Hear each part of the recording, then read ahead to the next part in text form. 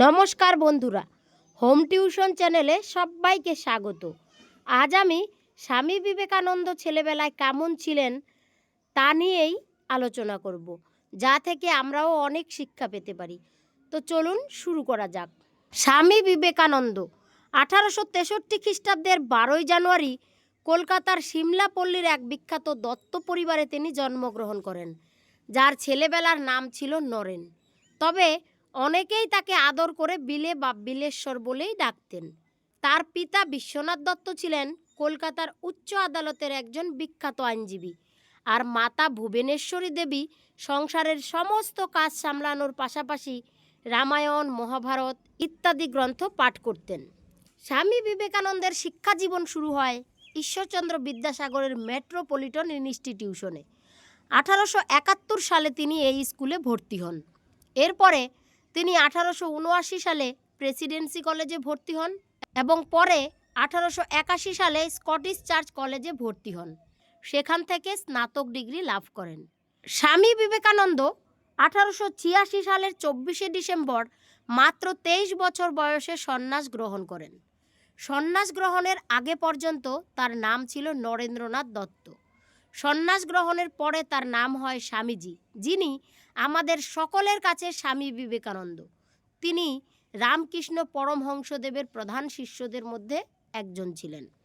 তো বন্ধুরা, আমি আজকের ভিডিওর মাধ্যমে স্বামী বিবেকানন্দের জীবনের ঘটা কিছু মজার গল্পের মাধ্যমে স্বামী বিবেকানন্দ কেমন ছিলেন আপনাদের সামনে তুলে ধরব। আশা করছি আজকের এই ভিডিওটির মাধ্যমে আপনারা স্বামীজির জীবনের অনেক অজানা সত্য কাহিনী জানতে পারবেন। তো চলুন প্রথমেই আমরা জেনে নিই ছেলেবেলার ঘটনা। ছেলেবেলা থেকেই নরেন ছিল খুব ডানপিটে ও দুরন্ত স্বভাবের। কোনো কিছুকেই তোয়াক্কা করতো না সে। তাই তো প্রতিদিনের মতো আজও এসে গেছে তার বন্ধুদের নিয়ে রামরতন বাবুর বাড়ির বাগানের চাপা গাছতলায়।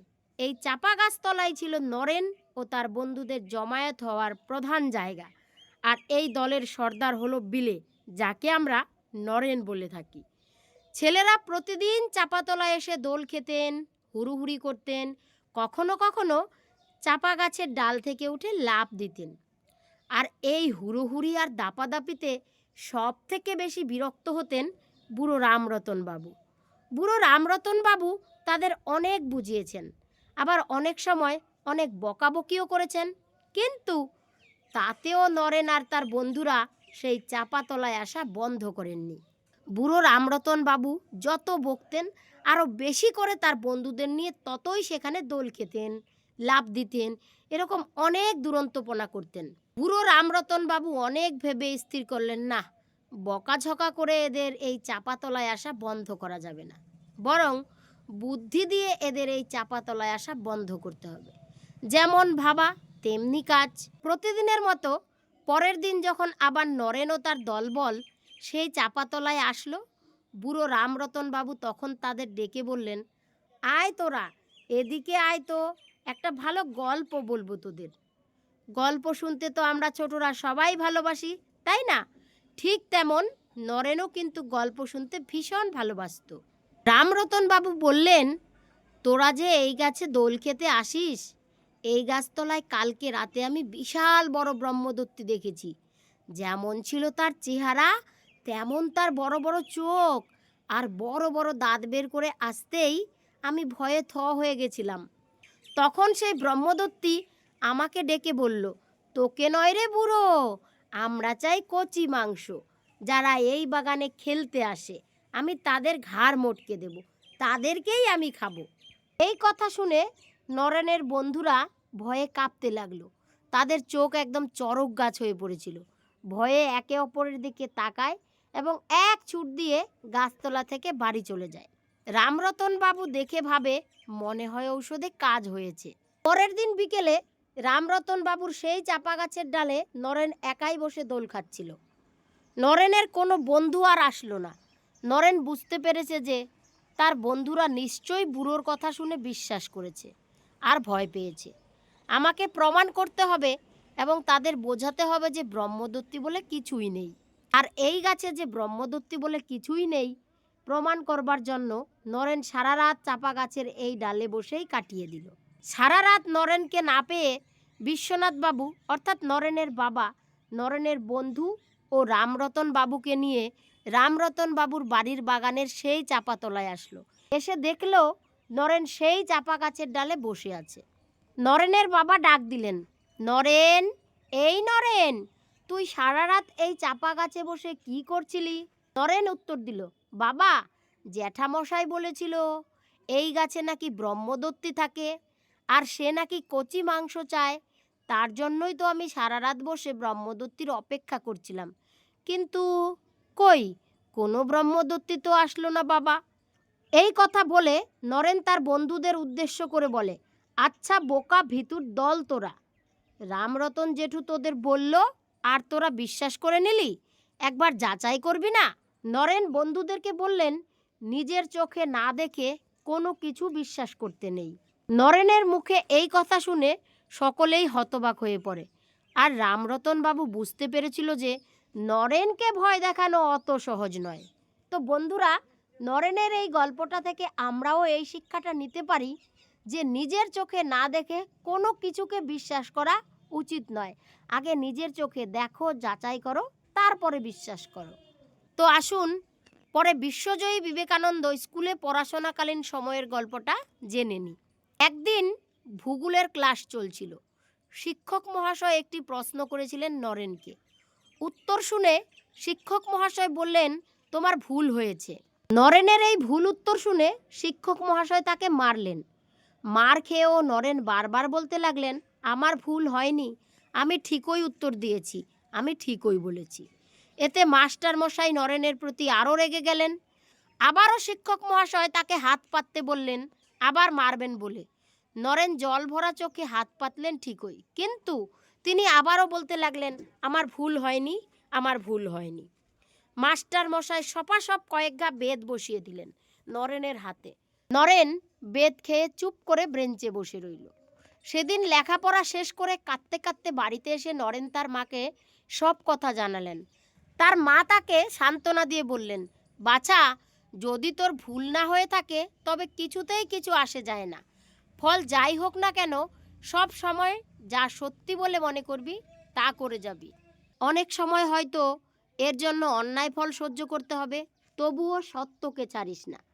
আর মজার ব্যাপার হলো, পরদিন মাস্টারমশাই ভূগোলের বই খুলে দেখে মাস্টারমশাইয়েরই ভুল হয়েছিল, নরেনের ভুল হয়নি। মাস্টারমশাই নরেনকে ডেকে খুব দুঃখ প্রকাশ করলেন। তারপর থেকে সেই শিক্ষক মহাশয় কোনো দিন নরেনকে অবজ্ঞা করেননি। স্বামী বিবেকানন্দ তার এই মনোভাবের মধ্য দিয়ে বুঝিয়েছিলেন যে ফল যাই হোক তবুও সত্যের পথ ছাড়া উচিত নয়। আর আমরাও এই শিক্ষাটাই নিতে পারি যে সত্য সবসময় সত্যই হয়। এতে সত্য বলার কারণে ফল যাই হোক না কেন তবুও যেন আমরা সত্যের পথ না ছাড়ি। ধৈর্য ধরলে অবশ্যই সত্যের ফল ভালোই হবে। তো বন্ধুরা, কেমন লাগছে? আশা করছি ভালোই লাগছে। তো চলুন পরে লাইব্রেরির ঘটনাটা জেনে নিই। স্বামীজি শিকাগোতে যখন গিয়েছিলেন ভাষণ দেওয়ার উদ্দেশ্যে, তখন সেখানকার একটি লাইব্রেরি থেকে রোজ বই নিয়ে পড়তেন। প্রতিদিন সকালে সেখান থেকে বই নিতেন আর সন্ধ্যাবেলা ফেরত দিতেন। এরকম অনেক দিন হওয়ার পর লাইব্রেরির সেই মহিলা, যিনি লাইব্রেরির দায়িত্বে ছিলেন, একদিন বিরক্ত হয়ে বললেন, আপনার যদি বই নাই পড়ার হয় তাহলে রোজ বই নেন কেন? স্বামীজি উত্তরে বললেন, আমি রোজ যে বই নিয়ে যাই তা সবই পড়ি। লাইব্রেরিয়ান সেই মহিলা কিন্তু বিশ্বাস করলেন না। তিনি বললেন, আমি যদি সেই সমস্ত বই থেকে কিছু প্রশ্ন করি তাহলে আপনি উত্তর দিতে পারবেন? স্বামীজি বললেন, হ্যাঁ, অবশ্যই পারব। মহিলাটি এরপর স্বামীজি এতদিন ধরে যে সমস্ত বই নিয়েছিলেন সেই সমস্ত বই থেকে প্রশ্ন করা শুরু করলেন। স্বামীজি প্রত্যেকটা প্রশ্নের সঠিক উত্তর দেওয়ার সাথে সাথে বইয়ের কোন পৃষ্ঠায় কোন প্যারাগ্রাফে আছে সেই প্যারাগ্রাফটা সম্পূর্ণই বলে দিয়েছিলেন। এমনই ছিল স্বামীজির মেমোরি। তিনি একবার যা পড়তেন বা শুনতেন তা তার সারা জীবন মনে থাকত।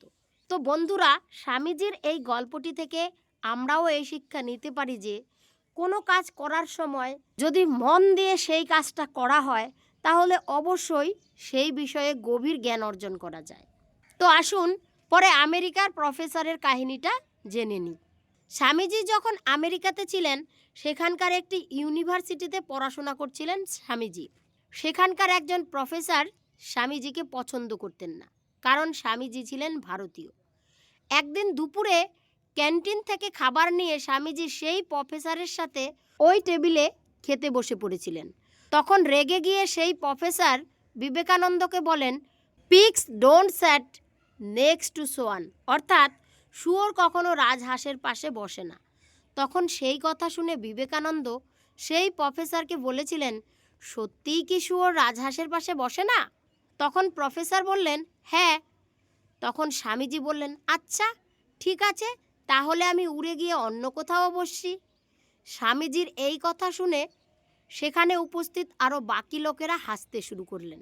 এতে প্রফেসর পড়ে গেলেন লজ্জায়। যেখানে প্রফেসর স্বামীজিকে শুয়োর ইঙ্গিত করেছিলেন, স্বামীজি তার কথার ভঙ্গিতে উল্টে সেই প্রফেসরকে শুয়োর বানিয়ে দিলেন।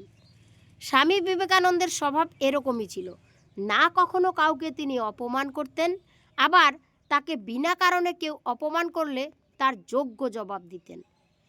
এই ঘটনায় প্রফেসর খুবই অপমানিত বোধ করছিলেন। তিনি বদলা নেওয়ার জন্য পরদিন স্বামী বিবেকানন্দকে একটি প্রশ্ন জিজ্ঞাসা করলেন। তিনি জিজ্ঞাসা করলেন, ধরো যদি একটি থলিতে বুদ্ধি আর অন্য আরেকটি থলিতে ধন সম্পদ ভর্তি থাকে, তাহলে তুমি কি বেছে নেবে স্বামীজি? উত্তরে স্বামীজি হেসে বললেন, আমি ধন সম্পদের থলিটি বেছে নেব।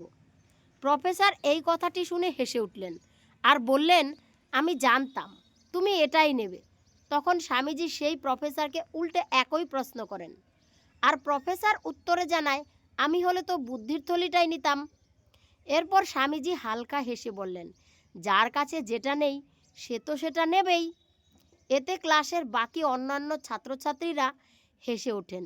তো বন্ধুরা, স্বামীজির এই গল্পটা থেকে আমরা এই শিক্ষাটাই নিতে পারি যে কেউ যদি কাউকে বিনা কারণে অপমান করে বা জাত দেখে তাকে ছোট করে, তাকে অসম্মান করে, তাকে অবহেলা করে, তাহলে চুপ করে বসে না থেকে বুদ্ধির দ্বারা তাকে তার কথার পাল্টা জবাব দিয়ে তার ভুলটা ধরিয়ে দিতে হবে। এই শিক্ষাটাই কিন্তু আমরা এখান থেকে পেয়ে থাকি। তো আসুন পরের গল্পটা জেনে নেওয়া যাক। স্বামীজি ও ইংরেজ একই ট্রেনে যাওয়ার সময়কার ঘটনা। একদিন ট্রেনে করে কোথাও যাচ্ছিলেন স্বামীজি। তার উল্টো দিকে একজন ইংরেজ বসেছিলেন। স্বামীজির ঘুম পেয়ে যাওয়ায় তিনি ঘুমিয়ে পড়েন। ইংরেজ ব্যক্তিটি ভারতীয়দের একদম পছন্দ করতেন না। ইংরেজ ব্যক্তিটি বুঝতে পারলেন যে স্বামীজি ভারতীয়, তাই তিনি স্বামীজির জুতো জানলা দিয়ে বাইরে ফেলে দেন। এটি আবার স্বামীজি দেখে ফেলেন, কিন্তু তখন তিনি কিছুই বললেন না। এরপর কিছুক্ষণ পর ইংরেজ ব্যক্তিটিও ঘুমিয়ে পড়লেন। স্বামীজি উঠে সেই ইংরেজ ব্যক্তিটির কোট ও টুপি জানলা দিয়ে ফেলে দেন। ইংরেজ ব্যক্তিটি ঘুম থেকে উঠে তার কোট ও টুপি না পেয়ে স্বামীজিকে জিজ্ঞেস করলেন তার টুপি ও কোট দেখেছেন কিনা। স্বামীজি উত্তরে বললেন, আপনার টুপি ও কোট তো আমার জুতো খুঁজতে গেছে। সেই ইংরেজ লোকটির তো চক্ষু চড়ক গাছ। এইভাবেই স্বামীজি কেউ তাকে অপমান করলে তার পাল্টা জবাব দিতেন। স্বামীজির এই গল্প থেকে আমরা এটাই বুঝতে পারি যে উল্টো দিকের মানুষটা যতই প্রভাবশালী হোক বা যতই ক্ষমতাশালী হোক, কিন্তু সে যদি অন্যায়ভাবে আমাদের সাথে কোনো খারাপ ব্যবহার করে, তাহলে অবশ্যই ভয়ে চুপ না থেকে তার পাল্টা জবাব দিতে হবে। তো আসুন বন্ধুরা, এরপর ইংরেজ মহিলা ও স্বামীজি একই ট্রেনে যাতায়াতের সময়ের ঘটনাটা জেনে নিই। আরেকদিন স্বামীজি ট্রেনে করে কোনো একটা জায়গায় যাচ্ছিলেন, আর সেই সময় তিনজন ইংরেজ মহিলা স্বামীজির সাথে মজা করার চেষ্টা করেন। সেই মহিলাদের নজরে পড়েছিল স্বামীজি হাতে একটা খুব সুন্দর ঘড়ি পরেছিলেন। সেই মহিলারা স্বামীজির সেই ঘড়িটি চান, এমনকি তারা এও বলেন যে ঘড়িটি তাদের না দিলে স্বামীজির নামে অপবাদ দিয়ে দেবেন। সেই পরিস্থিতিতে স্বামীজি তার উপস্থিত বুদ্ধির ব্যবহার করেন এবং তিনি ইশারা করে বোঝান যে তিনি কথা বলতে পারেন না। তিনি ইশারা করে আরও বোঝান যে তিনি ঠিকভাবে শুনতে বা বলতে না পারলেও তিনি ভালোভাবে পড়তে পারেন। এই দেখে সেই ইংরেজ মহিলা একটি কাগজে তাদের কথা লিখে দেন। তারা সেই কাগজে ওই একই কথা লিখে দেন যে তুমি তোমার ঘড়ি না দিলে আমরা তোমার নামে মিথ্যে কথা বলে অপবাদ দেব, তুমি আমাদের সাথে অসভ্যতামি করেছো। কাগজটি হাতে পাওয়ার পর স্বামীজি সঙ্গে সঙ্গে বলেন, আপনাদের লেখা কাগজ এখন আমার হাতে, এবার পুলিশকে ডাকুন, আমি সামলে নেব। মেয়েগুলি দেখে অবাক হয়ে যান, আরে ইনি তো কথা বলতে পারে। এখানে স্বামীজি তার নিজের বুদ্ধির অতুলনীয় প্রমাণ দিয়েছিলেন। এর থেকে আমরা এটাই বুঝতে পারি যে সঠিক সময়ে ঘাবড়ে না গিয়ে উপস্থিত বুদ্ধির দ্বারা পরিস্থিতি যতই কঠিন হোক না কেন তা কিন্তু সামলে নেওয়া যায়, আর তাতে জেতাও যায়। তো বন্ধুরা, উপস্থিত বুদ্ধি কতটা প্রয়োজন এখান থেকে আমরা নিশ্চয়ই বুঝতে পেরেছি। তো আসুন এরপরে জাহাজ ও সংবাদপত্রের ঘটনাটা জেনে নিই। স্বামীজি ও তার বন্ধু একবার জাহাজে করে কোথাও যাচ্ছিলেন। সেই সময় জাহাজের ক্যাপ্টেনকে তারা বললেন, আপনি যখন খবরের কাগজটা পড়ছেন না, আমরা কি সেটা নিতে পারি? তখন ক্যাপ্টেন বললেন, হ্যাঁ নিতে পারেন, তবে আমার এখনও কাগজটা পড়া হয়নি, কিছুক্ষণের মধ্যেই কাগজটি দিয়ে দেবেন। এরপর সেই খবরের কাগজটি নিয়ে স্বামীজি পড়তে লাগলেন, আর কিছুক্ষণের মধ্যেই স্বামীজির খবরের কাগজটি পুরো পড়া হয়ে যায়। তারপর তার বন্ধু পড়ার জন্য নেন, কিন্তু হঠাৎই জোরে হাওয়া বইতে শুরু করে এবং প্রচণ্ড হাওয়ার কারণে খবরের কাগজটি উড়ে সমুদ্রে পড়ে যায় এবং ক্যাপ্টেন সেটা দেখতে পেয়ে খুবই রেগে যান আর রেগে গিয়ে কথা শোনাতে থাকেন। আর তা শুনে স্বামীজি একটি ডায়েরি বের করে ডায়েরিতে কিছু লিখতে শুরু করেন। এদিকে ক্যাপ্টেন আরও রেগে যাচ্ছিলেন। 30 থেকে 40 মিনিট পর স্বামীজি ক্যাপ্টেনের হাতে সেই ডায়েরিটি দিয়ে বলেন, এই নিন আপনার খবরের কাগজ, তুলে দিলাম। ক্যাপ্টেন কৌতূহলবশত পরে জাহাজ থেকে নেমে হুবহু সেই খবরের কাগজের মতো একই রকম অন্য আরেকটা খবরের কাগজের সাথে মিলিয়ে দেখেন প্রতিটি লাইন হুবহু স্বামীজির লেখার সাথে মিলে যাচ্ছে। এর থেকে কিন্তু স্বামীজির গভীর স্মৃতিশক্তির পরিচয় আমরা পেয়ে থাকি। আর বন্ধুরা, স্বামীজির এই গল্পটি থেকে আমরা এই শিক্ষাই নিতে পারি যে যে কোনো কাজ করার সময় তার প্রতি এমনভাবে মনোযোগ দিতে হবে সেটা যেন আমাদের স্মৃতিতে গেঁথে থাকে এবং তা যেন কখনোই না ভুলি। তো বন্ধুরা, আসুন এরপর বিদেশিনী ও স্বামীজির ঘটনাটা জেনে নিই। একবার একজন বিদেশি মহিলা স্বামীজিকে দেখে এবং ওনার জ্ঞান শুনে আর কথা শুনে ওনার প্রেমে পড়ে যান। স্বামীজি তখন 3-4 জন অন্য লোকের সাথে কথা বলছিলেন। তার একটু পাশ থেকেই সেই মহিলা স্বামীজিকে এক দৃষ্টিতে দেখেই চলেছিলেন। স্বামীজিও মুহূর্তের মধ্যে বুঝতে পেরে গেছিলেন যে ওই মহিলা তাকেই দেখছিলেন। এরপর সবাই চলে যাওয়ার পর স্বামীজিও সেই মহিলার দিকে তাকান এবং তাকে প্রণাম করেন। তখন মেয়েটি কাছে এসে বলেন, স্বামীজি, আমার আপনার মতো একটি বুদ্ধিমান পুত্র সন্তান চাই, আপনি কি আমায় বিয়ে করবেন?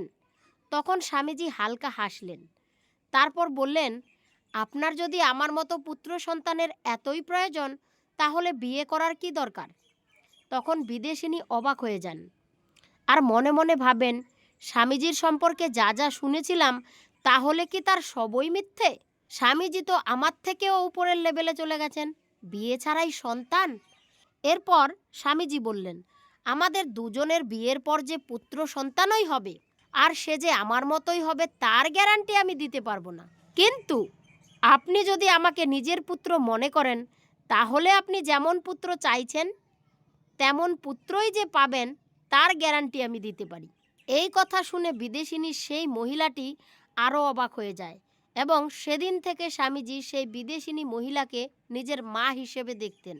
পরে গিয়ে সেই মহিলাই স্বামীজির সকল শিষ্যর মধ্যে প্রধান শিষ্যা হন, আর সেই মহিলা ছিলেন মার্গারেট নোবেল, অর্থাৎ সকলের প্রিয় ভগিনী নিবেদিতা। তো বন্ধুরা, স্বামীজির এই গল্পটি থেকে আমরা এই শিক্ষাই নিতে পারি যে উল্টো দিকের মানুষটার মনোভাব যাই থাকুক না কেন, তার মনে যাই ঘটুক না কেন, তাকে যদি যুক্তি দিয়ে বোঝানো যায় তাহলে কিন্তু অবশ্যই তার চিন্তাধারা পাল্টানো যায় এবং ভালো ফল আশা করা যায়। তো আসুন বন্ধুরা, এরপর স্বামীজির মৃত্যুসজ্জার ঘটনাটা জেনে নিই। 1902 সালে স্বামীজি হঠাৎ গুরুতর অসুস্থ হয়ে পড়েন। তার প্রায় 31 রকমের অসুখ ধরা পড়েছিল। সেই সময় তিনি সন্ন্যাস আশ্রমেই থাকতেন, যেখানে মহিলাদের প্রবেশ একদম নিষেধ ছিল। কিন্তু স্বামীজি অসুস্থ থাকার কারণে তার মাকে আশ্রমে নিয়ে আসা হয়।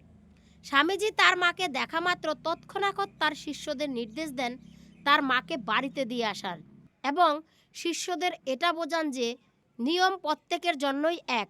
আর ঠিক 1 মাস পরেই 1902 সালের 4 জুলাই মাত্র 39 বছর বয়সে স্বামীজি শেষ নিঃশ্বাস ত্যাগ করেন। তো বন্ধুরা, স্বামীজির এই গল্পটা থেকে আমরা এই শিক্ষায় নিতে পারি যে নিয়ম বা শৃঙ্খলা সবার জন্যই কিন্তু এক। হোক আমি নিজে বা আমার সন্তান বা আমার বাবা মা ভাই বোন আত্মীয় স্বজন যেই হোক না কেন, নিয়ম সবার জন্যই এক। আপনজনদের জন্য যে আলাদাভাবে নিয়ম আর সর্বসাধারণের জন্য যে আলাদা নিয়ম, এরকম যেন না হয়। নিয়ম সবার জন্যই এক। সর্বসাধারণের জন্য যেই নিয়ম, নিজে সহ নিজের আত্মীয় স্বজন পরিবার আপনজন সবার জন্য যেন নিয়ম একই থাকে। তা বিশেষ কারো জন্যই যেন নিয়ম কোনো পরিবর্তন না করা হয়। তো বন্ধুরা, আজ আমি স্বামীজির জীবনের কয়েকটি গল্পের মাধ্যমে স্বামীজি কেমন স্বভাবের ছিলেন আশা করি তা অল্প হলেও বোঝাতে পেরেছি। তো বন্ধুরা, আমরা সবাই তো জানি স্বামী বিবেকানন্দ যুব সমাজকে অনুপ্রাণিত করার জন্য অনেক বাণী বলে গিয়েছেন। তার মধ্যে জনপ্রিয় সবচেয়ে 2টি বাণী আমি আরও একবার মনে করিয়ে দিচ্ছি। প্রথমটি হলো, ওঠো জাগো আর লক্ষ্যে না পৌঁছানো পর্যন্ত থেমো না। আর দ্বিতীয়টি হলো, আর কোনোদিন তাকে ভুলবে না যে তোমার সাহায্য করেছিল, কোনোদিন তাকে ঘৃণা করবে না যে তোমায় ভালোবেসেছিল, কোনো দিন তার বিশ্বাস ভেঙো না যে তোমায় বিশ্বাস করেছিল। তো বন্ধুরা, স্বামী বিবেকানন্দের এই বাণীগুলো ছাড়াও কোন বাণী আপনাদের সব থেকে বেশি অনুপ্রাণিত ও উৎসাহিত করে অবশ্যই তা কমেন্টে জানান। আমি কিন্তু আপনাদের কমেন্টের অপেক্ষায় রইলাম। Thanks for watching.